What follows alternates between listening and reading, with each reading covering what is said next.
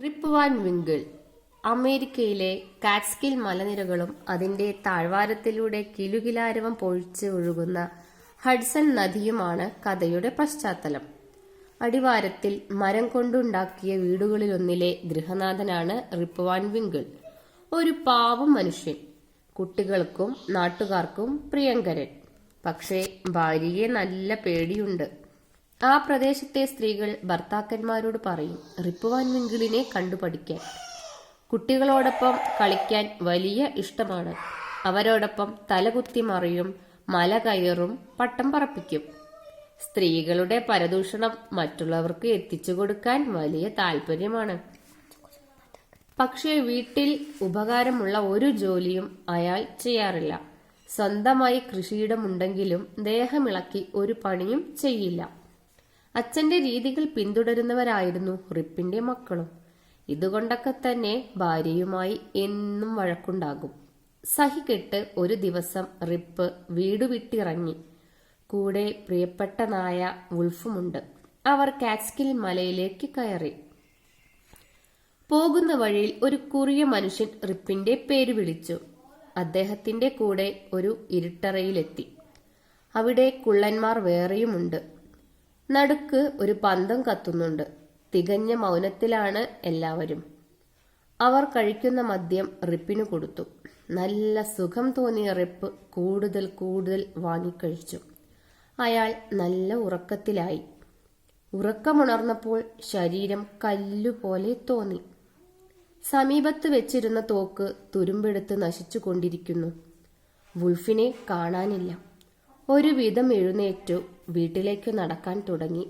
ഒരു നായയുടെ അസ്ഥികൂടം അവിടെ കണ്ടു. അയാൾ ഗ്രാമത്തിലെത്തി. താടിയും മുടിയും നീണ്ട തിരിച്ചറിഞ്ഞില്ല. ഒരു അന്യഗ്രഹ ജീവിയെ കാണുന്നത് പോലെയാണ് ആളുകൾ നോക്കുന്നത്. അയാൾ തന്നെ നോക്കി.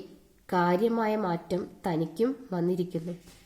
മലയും പുഴയും മാറ്റമില്ലാതെ നിൽക്കുന്നു. വീടുകൾ മൊത്തം മാറിയിട്ടുണ്ട്. പലതിന്റെയും സ്ഥാനത്ത് മണിമാളികകൾ ഉയർന്നിരിക്കുന്നു.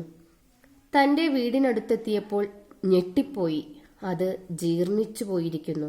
ഭാര്യയെയും മക്കളെയും കാണുന്നില്ല. പരിസരത്തുള്ളവർ നെറ്റി ചുളിച്ചുകൊണ്ട് നോക്കുന്നു. പരിചയമുള്ള ആരെയും കാണുന്നില്ല. ഒരു ചെറുപ്പക്കാരൻ അവിടെ നിന്ന് പ്രസംഗിക്കുന്നു. ചിലർ അടുത്തേക്ക് വന്ന് റിപ്പിനോട് ചോദിച്ചു, നിങ്ങൾ വോട്ട് ചെയ്തോ? അയാൾക്ക് ഒന്നും മനസ്സിലായില്ല. അപ്പോൾ അവർ ചോദിച്ചു, നിങ്ങൾ ഡെമോക്രാറ്റ് ആണോ അതോ ഫെഡറലോ? ജനങ്ങൾക്കിടയിൽ നിന്ന് ഉയരം കൂടിയ ഒരാൾ മുന്നോട്ട് വന്ന് റിപ്പിനെ ചോദ്യം ചെയ്തു. താൻ ഈ ഗ്രാമത്തിൽ ജനിച്ച ഒരു പാവം മനുഷ്യനാണെന്നും പരിചയക്കാരെ തേടി വന്നതാണെന്നും അദ്ദേഹം പറഞ്ഞു. ആരെയാണ് കാണേണ്ടതെന്ന് ചോദിച്ചപ്പോൾ സത്രമുടമ നിക്കോളസ് വെഡറിനെ എന്ന് പറഞ്ഞു. അയാൾ മരിച്ചിട്ട് 18 വർഷമായി എന്ന് മറുപടി. റിപ്പിനെ ഒരു എത്തും പിടിയും കിട്ടുന്നില്ല.